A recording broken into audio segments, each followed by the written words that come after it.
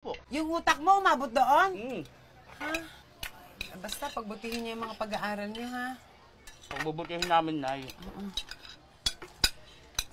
Ay, Timothy, ano nga palang oras ang pasok mo ngayon? Nakalimutan ko na. 6:30, Nay. 6:30? Oo. Ha? Kailangan niyo sa PE uniform? Kailangan yung PE uniform mo? Hindi mo naman ako sinasagot. Mamaya. Mamaya na. Hayaan mo, Timothy, ha?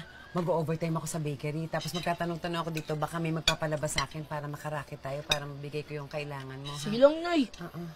Kasi mamayang alas 8, kailangan na yun. Bayaran eh. Ano, si Timothy na naman? Paano yung sa akin, kailangan ko nga yung pang-thesis ko? Ano akala niyo sa akin, ATM? Pag pinindot, lalabas ang pera? Eto nga, ako gagawa nga ng paraan, di ba? Tigilan mo ako, Allison, ha? Makahingi kayo sa akin, akala niyo naman talagang namumunga na lang ang pera dyan sa puno ng kay Mito. O, kumain ka pa, para hindi ka magutom sa